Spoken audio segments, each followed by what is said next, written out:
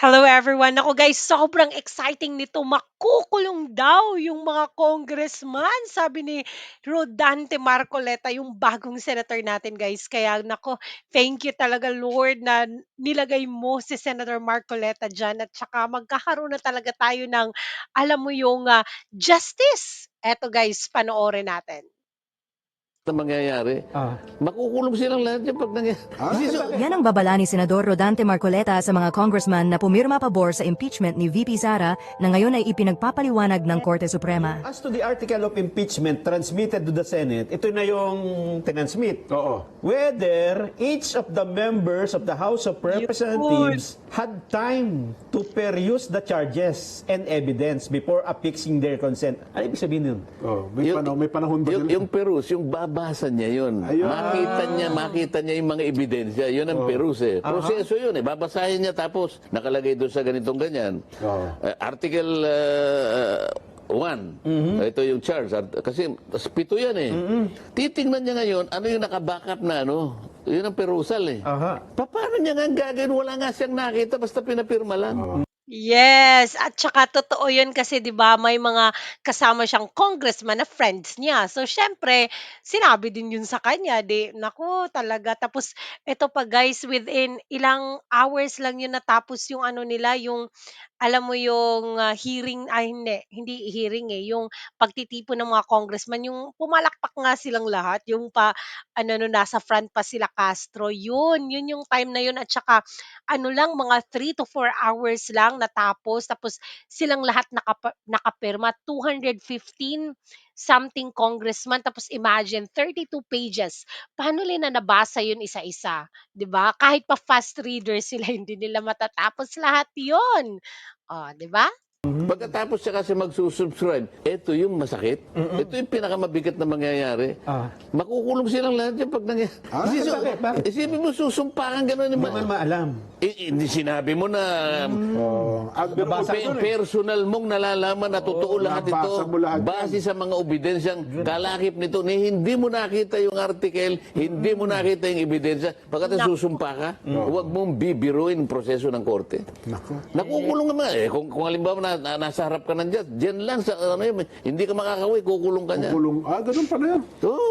Pwede sabihin kasi ang alam ko po, pinirmahan ko din yung project ko eh. Yung proyekto. Kaya nga, Yung proyekto sabi yung pinangako ko. kaya nga yung mga kaibigan ko, nung, alam mo na, medyo binibiro ko lang sila, pero birong Half truth mo yun, siyempre. natakot na. Oo. Sabi niya, bro, huwag mo naman akong bibiro. Hindi naman kasi ikaw binibiro ba kita? Ayaw mo ba ka kung on national TV nakaupo ka nun, tinatanong kita? At alam nilang kaibigan kita? Ayaw mo bang makita naman yung pagkakataon na yun? Sa buong buhay mo, Pribilehiyo yan sa'yo, no? isip-isipin ko nakaupo ka doon, impeachment court, tinatanong kita. Buong Pilipinas na nanonood sa Tinatanong kanya. ni Senator Dante, magkaibigan yung dalawang yan eh. Maaaring kukunan ka pa ng litrato. Sabi niya, pre, huwag muna akong ginagawa yung pare. Pwede ba, tigilan na natin ito. Yung mga ganyan eh. Kaya pala, Hindi, huwag mong palalampasin ka ako ang pagkakataon. Hindi naman ang iniisip mo dyan yung sumikat ka, hindi yun. Yung pagkakataong maging bahagi ka ng isang ng proseso. monumental na proceeding na hindi araw-araw nangyayari sa kasaysayan ng bansa mo. Yes. Yung makatulong ka para sabihin mo yung totoo. True. Abay, pagka naman tinanong mo ko na, dati sinabi ko, wala naman akong nakitang pinabasa. Pag tinanong mo kung ganyan, sinabi ko, nabasa ko.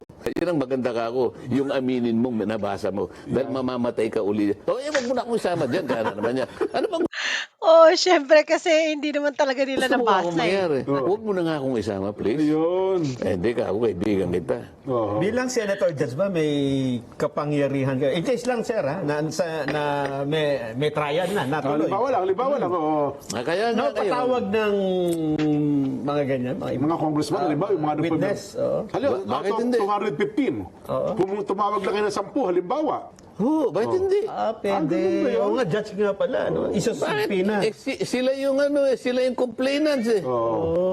Complainant ka, ayaw mong tanungin ka, mapagtibay yung complaint mo Oo. para makita ng buong Pilipinas na talagang, nagtotoo ito. Oo nga naman. Talagang ngayon, idideklara niya ang katotohanan ng kanyang nalaman nung binasa niya o hindi niya nabasa o nagkukunwari siyang binasa niya at nabasa niya ngunit hindi niya naintindihan. Ha? Pwede din. Nabasa niya ngunit iba ang kanyang pagkakaintindi. Mga ganon. Totoo. Correct. Alalahanin po ninyo, ang gagawin pong proceeding na yan, kung matutuloy man o hindi, tatanggalin po ninyo ang pangalawang pinakamataas na Leader ng ating bansa. na opisyal ng ating bansa. Yan, opo. Correct. Bakit Na po binoto siya ng nalagay milyong-milyong sa mga puder na Pilipino. pangalawang pinakamataas na opisyal ng ating bansa? Sapagkat siya'y binigyan ng mandato ng mamamayan. Importante po yun. Hindi basta-basta po nawawala yun. Kaya nga impeachment. Oo. Correct. Kasi sinabi mo, nabasa mo. Oo. Sinabi mo, nakita mo yung mga dokumentong kalakip dun sa mga articles of impeachment. Nako. At sumumpa ka pa. Oh. Na base sa personal mong kaalaman, talagang binasa mo talaga. Hindi mo pala nakita. Ang sinabi ko sa niya sa amin approve po ang budget ko pampagawa ng ospital sa distrito ko. Kaya pinirmahan ko po kagad. Oh, yun. Gagawin na po yung ospital. Baka hindi mo niya pinirma niya, hindi mo gagawa yung ospital mo sa distrito mo. Napakaganda na sagot niya, di ba? Hindi patay yung article. Palagay ko, sir, Makukulong kayo lahat. baka dahil dyan, wala nang gustong ituloy itong impeachment. Pwede naman akong Mabigat yung utos na.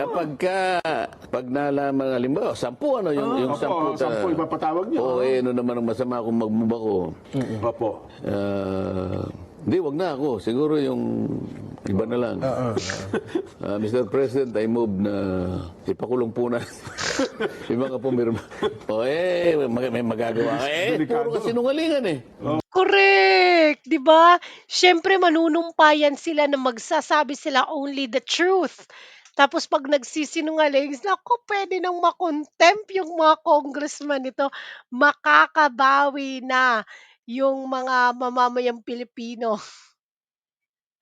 Kasi palagi na lang sila nagko-contempt ng kung sino-sino, 'pag alam mo yung against sa kanila, kino-contempt agad, ano naman 'yan. Pero 'pag hindi, naku, malayang magtatalak 'no?